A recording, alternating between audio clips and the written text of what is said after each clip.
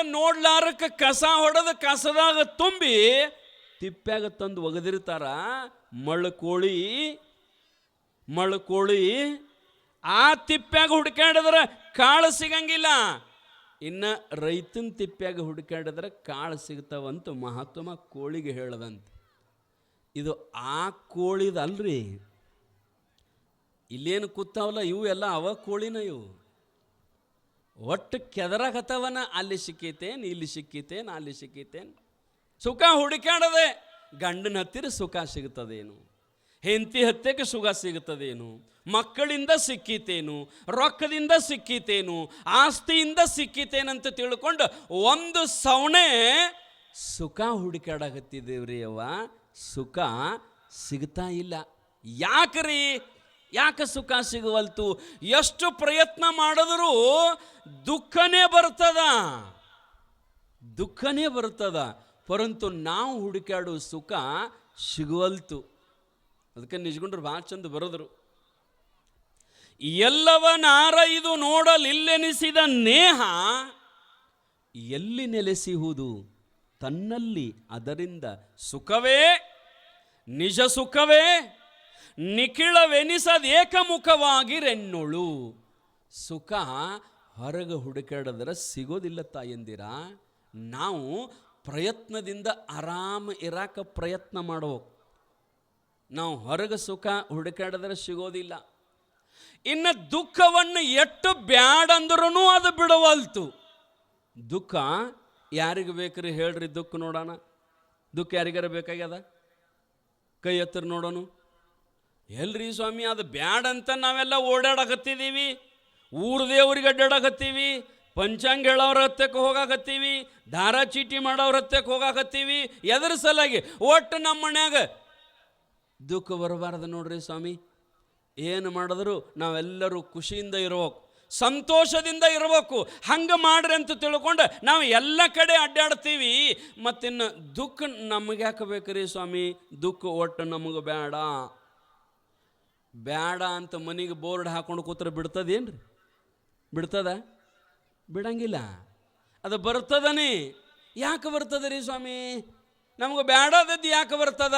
ಬೇಕಾದದ್ದು ಯಾಕೆ ಜೀವನ ಅಂದ್ರನ ಇದಕ್ಕೆ ಅಂತಾರ್ರಿ.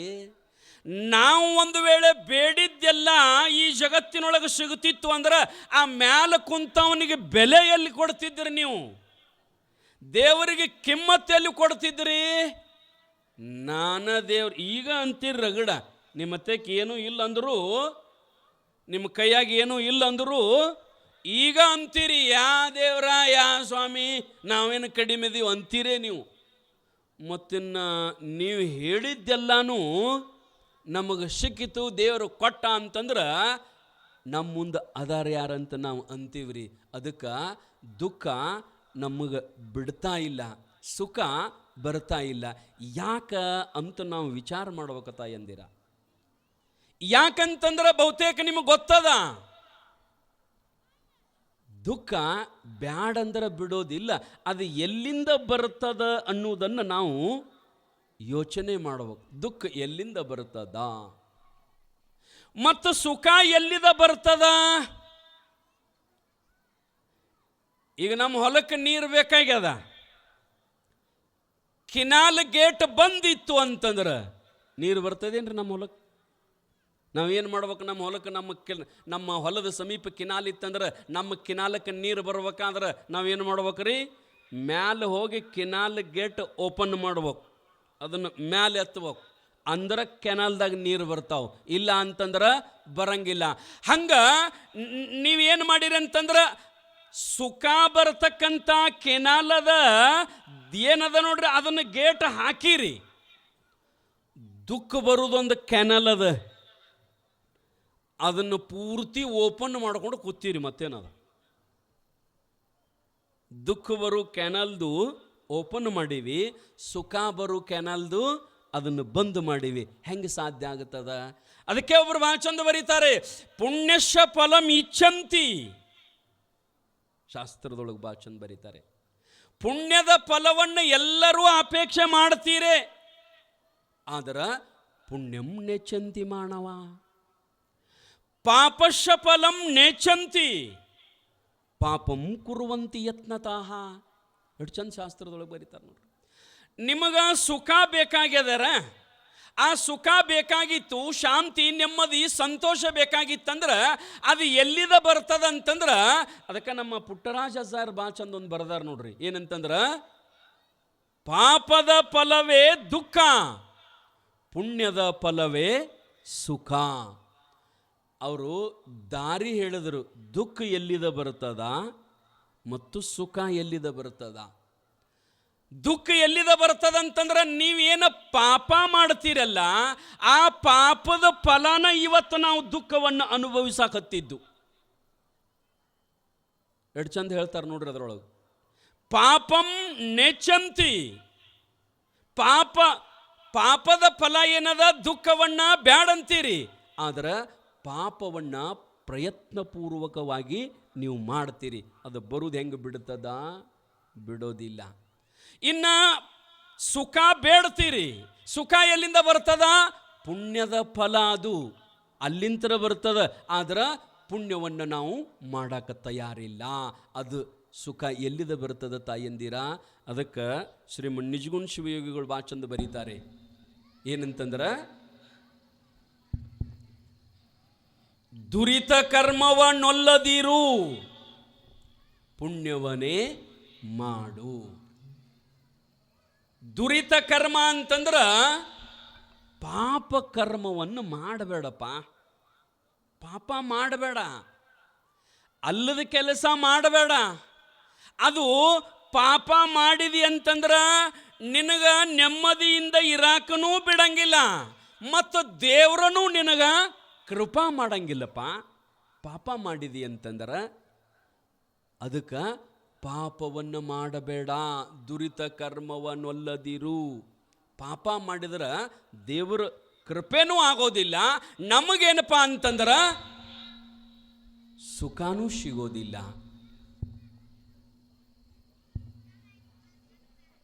ಯಾಕೆ ಬಹುಮತದ ದುಃಖವನ್ನು ನಾವು ಇವತ್ತು ಅನುಭವಿಸಕತ್ತೀವಂತಂದ್ರೆ ಅದು ಪಾಪದ ಫಲ, ಪಾಪದ ಫಲವೇ ದುಃಖ. ಅದಕ್ಕೇ ಮನುಷ್ಯ ಕರ್ಮವನ್ನು ಮಾಡುವಾಗ ಭಾಳ ಎಚ್ಚರದಿಂದ ಮಾಡಬೇಕಂತ ನೇಮದ ತಾಯಂದಿರ. ಬರೀ ಸಣ್ಣ ಕೆಲಸ ಮಾಡಬೇಕಾದ್ರೂ ಭಾಳ ಎಚ್ಚರದಿಂದ ಮಾಡ್ಬೇಕು.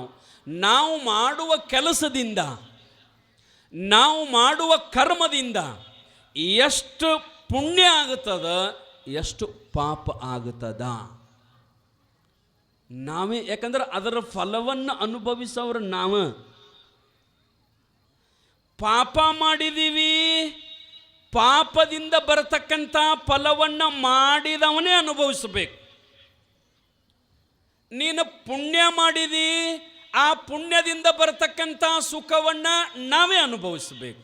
ಅದಕ್ಕೆ ನಾವು ಏನೇ ಸಣ್ಣ ಕೆಲಸ ಮಾಡ್ತೀವಂತಂದ್ರೂ ಭಾಳಷ್ಟು ಯೋಚನೆಗಳನ್ನು ಮಾಡಿ ಕೆಲಸ ಮಾಡಬೇಕು, ಯೋಚನೆಗಳನ್ನು ಮಾಡಿ ಕೆಲಸ ಮಾಡಬೇಕು. ಯಾಕಂದ್ರೆ ಪಾಪಾನುಗುಣದಿಂದ ಗಿಡಮರ ಕ್ರಿಮಿಗಳ ರೂಪ ಆಗಿ, ಕೀಟ ಪತಂಗಾದಿಯಾಗಿ, ಆ ಪಕ್ಷಿ ಕುಲವಾಗಿ ಮೃಗಜಾತಿಯಾಗಿ, ಮೇಲ ಪಶುರೂಪಾಗಿ ಬಹುಬಾಧೆ ಗಲಸಿ. ನೋಡ್ರಿ, ಪಾಪದಿಂದ ಏನೇನಾಗುತ್ತದೆ ಅನ್ನೋದನ್ನ ಹೇಳ್ತಾರೆ ನೋಡವ್ರು.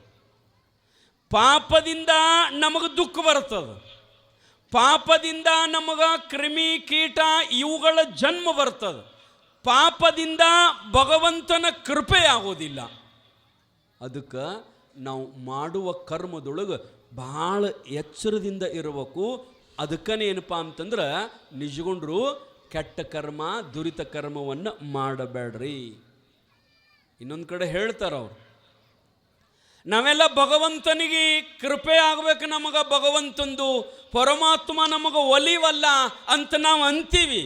ನಿಜಗುಂಡ್ರಂತಾರ, ಹೆಂಗೆ ಒಲಿತಾನ ಪರಮಾತ್ಮ? ಬರೀ ಮನ್ಯಾಗ ನಮಗೆ ಹೆಂಡತಿಗೆ ಒಲಿಸ್ಕೊಳ್ಳೋದು ಆಗವಲ್ತು, ಮನ್ಯಾಗ ನಮಗೆ ಗಂಡಿಗೆ ಒಲಿಸ್ಕೊಳ್ಳೋದು ಆಗವಲ್ತು, ಏನು ಸಾಮಾನ್ಯ ಏನ್ರಿ ಪರಮಾತ್ಮ ಒಲಿಬೇಕಾದ್ರ? ಬರೇ ಈ ಹೆಂಡತಿ ಪ್ರಸನ್ನ ಆಗಬೇಕಾದ್ರ, ಬರೇ ಹೆಂಡತಿ ನಮಗೆ ಒಲಿಬೇಕಾಗಿತ್ತು ಅಂದ್ರೆ, ಹೆಂಡತಿ ನಮ್ಮನ್ನು ಪ್ರೀತಿಸಬೇಕಾಗಿತ್ತು ಅಂದ್ರೆ ಏನು ತಂದು ಕೊಡ್ಬೇಕು, ಆಕೆ ಹೇಳ್ದಂಗೆ ಕೇಳ್ಬೇಕು. ಒಂದ ಎರಡ ಎಲ್ಲ ಬರೇ ಹೇಂತಿ. ಇನ್ನು ಪರಮಾತ್ಮ ಒಲಿಬೇಕಾದ್ರೆ ಸಾಮಾನ್ಯದ ರೀ. ಎಂತೊಲಿವನೋ ತನಗಿನ್ನೆಂತೊಲಿವನೋ, ಹೆಂಗ ಒಲಿತಾನೋ. ಬರೀ ಒಲಿ ಅಂದ್ರ ಸೋಮೆ ಎರಡು ಊದಿನ ಕಡ್ಡಿ ಹಿಡ್ಕೊಂಡು ಊರು ಸುತ್ತಾದ್ರ ದೇವ್ರು ಒಲಿತಾನ್ರಿ. ಬೇಯ್ಲಾರದ ಹಸಿವೆ ಎರಡು ರೊಟ್ಟಿ ತಾಟ್ನಾಗ ಇಟ್ಕೊಂಡು ಮ್ಯಾಲ ಅರಿವಿ ಮುಚ್ಕೊಂಡು ತುಜ ಕಡೆ ಹಾತ ಮುಜ ಕಡೆ ಭಾತ ದೇವ್ರು ಒಲಿತಾನ್ರಿ. ಒಲಿಯಂಗಿಲ್ಲ. ಮನ್ಯಾಗ ಚರಗಿ ತುಂಬಿಟ್ಟು ಸಣ್ಣ ಕಳಸಿ ಇಟ್ಟು ಅದ್ರ ಮ್ಯಾಗ ತೆಂಗಿನಕಾಯಿ ಇಟ್ಟು ಜಂಪರ್ ಪೀಸ್ ಹೊಚ್ಚಿ ಅಡ್ಡ ಬಿದ್ರೆ ದೇವ್ರು ಒಲಿತಾನು. ಎಂತೊಲಿವನು ಹೆಂಗ ಒಲಿತಾನ? ಒಲಿಯಂಗಿಲ್ಲ. ಮತ್ತು ಹೆಂಗ್ರಿ ಸ್ವಾಮಿ ನಮಗೆ ಯಾಕೆ ದೇವರು ಒಲಿಯಂಗಿಲ್ಲ? ನಾವು ಏನು ತಪ್ಪು ಮಾಡಿದೀವಿ ಅಂತಂದ್ರೆ ಅವ್ರು ಹೇಳ್ತಾರೆ ಏನಂತಂದ್ರ, ನೀನು 3 ರೀತಿಯ ಪಾಪ ಮಾಡಕತ್ತಿದೀಯಪ್ಪ. 3 ರೀತಿ ಪಾಪ ಮಾಡಕತ್ತದಿ. ಏನು? ನಿನ್ನ ಬಾಯಿ ಸುದ್ದಿಲ್ಲ, ನಿನ್ನ ಮನಸ್ಸು ಸುದ್ದಿಲ್ಲ, ನಿನ್ನ ಶರೀರ ಚಲೋ ಕೆಲಸ ಮಾಡಂಗಿಲ್ಲ. ಹೆಂಗೆ ಒಲಿತಾನ ಪರಮಾತ್ಮ? ಒಲಿಯಂಗಿಲ್ಲ. ನೀನು ಮಾಡುವ ಕರ್ಮನೂ ಶುದ್ಧಿಲ್ಲ. ಹೆಂಗ ಪರಮಾತ್ಮ ಒಲಿತಾನೆ? ಜನರೊಲಿಯದ ಕಾರ್ಯದ ಎರಕ. ನೀ ಏನು ಕೆಲಸ ಮಾಡ್ತೀಯಲ್ಲ ಊರಾಗ, ಒಬ್ಬರು ಹೌದನ್ನಂಗಿಲ್ಲ ನೋಡು. ಏನ ಬರೇ ಅಲ್ಲದ ಕೆಲಸನ ಮಾಡಿದ್ರ ಜನರು ಒಲಿಯದ ಕಾರ್ಯ. ನೀ ಮಾಡೋ ಕೆಲಸಕ್ಕೆ ಒಬ್ಬರು ಹೌದನ್ನಂಗಿಲ್ಲ. ಅಂತ ಕೆಲಸ ಮಾಡಿದ್ರ ದೇವ್ರು ಒಲಿತಾನೆ? ಒಲಿಯಂಗಿಲ್ಲ. ಜನರೊಲಿಯದ ಕಾರ್ಯದ ಎರಕ. ಅನಿಷ್ಟ ಚಿಂತನೆ ಅಂದ್ರೆ ಮನಸ್ಸಿನಾಗ ಕೆಟ್ಟದ್ದ ವಿಚಾರ ಮಾಡೋದ್ರಿ. ಏನು? ಯಾರ ನಿಮ್ಮ ಬಾಜುದವರು ಒಂದು ಚಲೋ ಕಾರ್ಗಡೆ ತಂದರು, ಒಂದಿಟ್ಟು ಚಲೋ ಮನೆ ಕಟ್ಟಿದರು, 1 ಎಕರೆ 2 ಎಕರೆ ಹೊಲ ತಗೊಂಡ್ರು ಅಂದ್ರೆ ಈ ಬಾಜು ಮನೆನ ಅವರಿಗೆ ಚಾಲೂನ ಸಂಗಟ. ಯಾರ ಹೆಣ್ಮಗಳು 1-2 ತೊಲಿ ಬಂಗಾರ ತಂದ್ಲಂದ್ರೆ 3 ದಿವಸ ಊಟ ಹತ್ತಂಗಿಲ್ಲ ನಮ್ಮ ಮಂದಿಗೆ, ಹೆಣ್ಮಕ್ಕಳಿಗೆ. ಯಾಕಂದ್ರೆ ಬಂಗಾರ ತಂದಾಳಕಿ, ಕಾರ್ಗಡೆ ತಂದಾರ, ಹೊಲ ತಗೊಂಡ್ರು, ಮನೆ ಕಟ್ಟಿದ್ರು, ನಮ್ಮದೇನೈತಿ ಇಲ್ಲಿ ಅಂತ ತಿಳ್ಕೊಂಡು ಅವ್ರನ್ನ ನೋಡಿ ನಾವು ಹೊಟ್ಟೆ ಕಿಚ್ಚು ಮಾಡಿದ್ರ ದೇವ್ರು ಒಲಿತಾನ್ರಿ? ಒಲಿಯಂಗಿಲ್ಲ. ಹೊಟ್ಟೆ ಕಿಚ್ಚು ಮಾಡಿದ್ರೆ ದೇವ್ರು ಒಲಿಯಂಗಿಲ್ಲ. ಹೊಟ್ಟೆ ಕಿಚ್ಚು ಮಾಡಿದ್ರ ನಿಮ್ಗೆ ಗೊತ್ತಿರ್ಬೇಕು, ಹೊಟ್ಟೆ ಕಿಚ್ಚಂದ್ರೆ ಏನ್ರಿ? ಕಿಚ್ಚಂದ್ರ ಬೆಂಕಿ. ಹೊಟ್ಯಾಗ ಹತ್ತಿದ ಬೆಂಕಿದು. ಹೊಟ್ಯಾಗ ಹತ್ತಿದ ಬೆಂಕಿ ಅಂದ್ರ ನಮ್ಮ ಹೊಟ್ಯಾಗ ಹತ್ತಿದ ಬೆಂಕಿ ನಮ್ಮ ಹೊಟ್ಟಿ ಅಥವಾ ನಮ್ಮನ್ನು ಸುಡ್ಲಾರ್ದ ಇನ್ನೊಬ್ಬರು ಮನಿ ಸುಡ್ತದೇನು? ಸುಡೋದಿಲ್ಲ. ಅದಕ್ಕೆ ಬಸವಣ್ಣವ್ರು ಅಂದ್ರಲ್ಲ, ಮನೆಯ ಕಿಚ್ಚು ಮನೆಯ ಸುಟ್ಟಲ್ಲದೆ ನೆರೆಮನೆಯ ಸುಡುವುದೇ. ನಮ್ಮ ಮನೆಗೆ ಹತ್ತಿದ ಬೆಂಕಿ, ನಮ್ಮ ಹೊಟ್ಯಾಗ ಹತ್ತಿದ ಬೆಂಕಿ ಮೊದಲು ನಮ್ಮ ಮನೆ ಸುಡ್ತದ, ಆನಂತರ ಮಂದಿ ಮನೆಗೆ ಹಾದ್ರೆ ಹೋಗ್ತದ, ಅಷ್ಟರೊಳಗೆ ಮಂದಿ ಆರಿಸ್ತಾರೆ. ಕಾರಣ ಏನು ಅಂತಂದ್ರೆ ನಾವು ಯಾವತ್ತೂ ಒಳ್ಳೆಯದನ್ನು ವಿಚಾರ ಮಾಡಬೇಕು. ಮಾತು ಸುದ್ದಿಲ್ಲ, ಮಾತಿನಿಂದ ಪಾಪ ಆಗುತ್ತದೆ, ಮನಸ್ಸಿನಿಂದ ಪಾಪ ಆಗುತ್ತದೆ, ಶರೀರದಿಂದ ಪಾಪ ಆಗುತ್ತದೆ. ಅದಕ್ಕೆ ಈ ಪಾಪ ಆಯಿತು ಅಂತಂದ್ರೆ ಪರಮಾತ್ಮ ಹೆಂಗೆ ಒಲಿತಾನ ತಾಯಂದಿರ? ಒಳ್ಳೆಯದನ್ನು ಬಯಸಬೇಕು ನಾವು ಯಾವತ್ತು. ಎಲ್ಲರಿಗೂ ಬದುಕಿನೊಳಗೆ ಒಳ್ಳೆಯದನ್ನು ಬಯಸಬೇಕು. ಭಗವಂತ ಒಳಗಿನ ಸ್ವಚ್ಛ ನೋಡ್ತಾನೆ, ಅಂತಃಕರಣದ ಪರಿಶುದ್ಧತೆಯನ್ನು ನೋಡ್ತಾನ್ರಿ ಪರಮಾತ್ಮ. ಸುಮ್ಮನೆ ನಾವು ಮ್ಯಾಗ ಚಂದ ಆದ್ರೆ ಮ್ಯಾಗಿನ ಸೌಂದರ್ಯವನ್ನು ದೇವ್ರು ನೋಡಂಗಿಲ್ಲ. ಈಗ ನೋಡ್ಬೇಕು, ನಮ್ಮ ತಾಯಿಗಳು ಪ್ರವಚನಕ್ಕೆ ಬರ್ಬೇಕಾದ್ರೆ ಎಷ್ಟು ಶಿಸ್ತಾಗಿ, ಎಷ್ಟು ಮಸ್ತಾಗಿ, ಎಷ್ಟು ಸಿಸ್ಟಮೆಟಿಕ್ ಆಗಿ ಚಲೋ ಬಟ್ಟೆ ಹಾಕ್ಕೊಂಡು ಎಲ್ಲ ಶಿಸ್ತಾಗಿ ಬರ್ತೀರಿಲ್ರಿ. ಮತ್ತು ಅದ ದೇವ್ರಿಗೆ ಹೋಗ್ಬೇಕಾದ್ರೂ ಅಲ್ಲಿ ಮಸ್ತಾಗಿ ಹೋಗ್ತೀರಿ.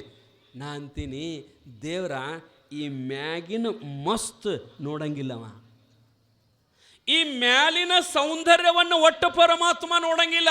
ಪರಮಾತ್ಮ ಏನು ನೋಡ್ತಾನಂದ್ರೆ ನಮ್ಮ ಒಳಗಿರತಕ್ಕಂಥ ಮನಸ್ಸಿನ ಸೌಂದರ್ಯವನ್ನು ನೋಡ್ತಾನ್ರಿ ಅವ. ನೀನು ದಿನದ 24 ತಾಸು ಇನ್ನೊಬ್ಬರಿಗೆ ಅನ್ಯಾಯ ಮಾಡ್ತಿದ್ದಿ, ಮನಸ್ಸಿನೊಳಗೆ ಇನ್ನೊಬ್ಬರ ಹಾಳಾಗಲಿ ಅಂತ ಅಂತಿದ್ದಿ ಅಂದ್ರೆ ಹೆಂಗ ಪರಮಾತ್ಮ ಒಲಿತಾನೆ? ಈಗ ಅಣ್ಣ ತಮ್ಮ ಬ್ಯಾರೆ ಆಗ್ತೀರಿ, ಬ್ಯಾರೆ ಆಗುವಾಗ ನೋಡ್ಬೇಕು ಹೆಂಗಂತಂದ್ರೆ ಹಿರ್ತಾನ ಮಾಡವ ಅಣ್ಣ ಇದ್ದ ಅಂದ್ರೆ ಚಲೋ ಇದ್ರೆ ಚಲೋ, ಏನು ತಪ್ಪಿಲ್ಲ. ಆದ್ರೆ ಮನಸ್ಸಿನಾಗ ಏನಾದರೂ ಒಂದಿಷ್ಟು ಕಲ್ಮಶ ಇತ್ತು, ಪಾಪ ಇತ್ತು ಅಂತಂದ್ರೆ ಅವ ಹಿರ್ತಾನ ಮಾಡವ ಏನು ಮಾಡ್ತಿರ್ತಾನಂದ್ರೆ ತಮಗೆ ಗೊತ್ತಾಗಲಾರ್ದಂಗೆ ಗಂಟು ಮಾಡೋದು. ಬ್ಯಾರೆ ಆಗುವಾಗ 50 ಲಕ್ಷ ರೂಪಾಯಿ ಸಾಲದ ತಮ್ಮ, 50 ಲಕ್ಷ ರೂಪಾಯಿ ಗೊತ್ತಿಲ್ಲದ ಗಂಟು ಮಾಡ್ಯಾನ. ದೇವ್ರು ಒಲಿತಾನ ಹಿಂಗಾದ್ರೆ? ಒಲಿಯಂಗಿಲ್ಲೋ ಯಪ್ಪ. ನೀನು ಎಷ್ಟು ಮೋಸ ಮಾಡಿ, ಎಷ್ಟು ಅನ್ಯಾಯ ಮಾಡಿ, ಎಷ್ಟು ಅಧರ್ಮ ಮಾಡಿ, ಹೊರಗಿನವರಲ್ಲ ಮನೆಯವರಿಗೆ ಮೋಸ ಮಾಡಿ ನೀ ದೇವರಿಗೆ ಪ್ರಾರ್ಥನೆ ಮಾಡಿದ್ರೆ ದೇವರು ಒಲಿತಾನೇನು? ಒಲಿಯಂಗಿಲ್ಲ.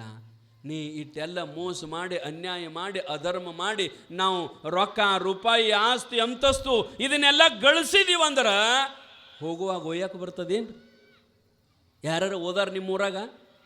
ಇಲ್ರಿ, ಭಾಳ ದೊಡ್ಡ ಸಾವುಕಾರದನ್ರಿ, 10 ಕೋಟಿ ರೂಪಾಯಿ ಗಳಿಸ್ಯಾನ್ರಿ, 20 ತೊಲಿ ಬಂಗಾರ ಗಳಿಸ್ಯಾನ್ರಿ, ಅವನು ಕೂಡ 2 ತೊಲಿ ಬಂಗಾರ ಮುಚ್ಚಿಬಿಡ್ರಿ ಅಂತ ಯಾರು ಮುಚ್ಚಿರಿ?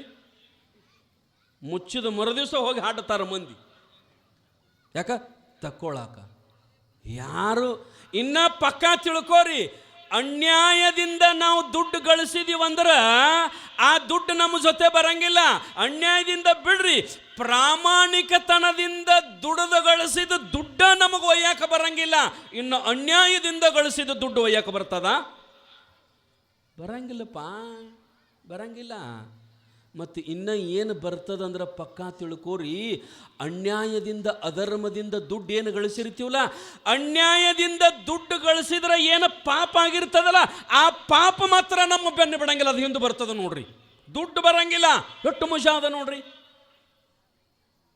ಅನ್ಯಾಯದಿಂದ ಗಳಿಸಿದ ದುಡ್ಡ ಬರಂಗಿಲ್ಲ, ಬಟ್ ಅದರಿಂದ ಆದ ಪಾಪ ಮಾತ್ರ ನಮ್ಮನ್ನು ಬಿಡಂಗಿಲ್ಲ. ಭಾಳ ಎಚ್ಚರಲೇ ಬದುಕಬೇಕು ಮನುಷ್ಯ. ನಾ ಆಗಲೇ ಹೇಳಿನಲ್ಲ, ಕರ್ಮದಿಂದ ಪಾರಾಗುವುದು ಈ ಜಗತ್ತಿನಲ್ಲಿ ಯಾರಿಗೂ ಸಾಧ್ಯ ಇಲ್ಲ, ಯಾರಿಗೂ ಸಾಧ್ಯ ಇಲ್ಲ. ಅದಕ್ಕೆ ಮಾಡುವ ಕರ್ಮದೊಳಗೆ ಭಾಳ ಎಚ್ಚರದಿಂದ ಮಾಡ್ಬೇಕು ನಾವು. ಅಣ್ಣ ತಮ್ಮ ಒಬ್ರಿಗೊಬ್ಬರು ಏನು ಯಾವ್ರದೀವ್ರಿ ಹೇಳ್ರಿ, ಏಟು ಯಾವ್ರದೀವಿ ನಾವು?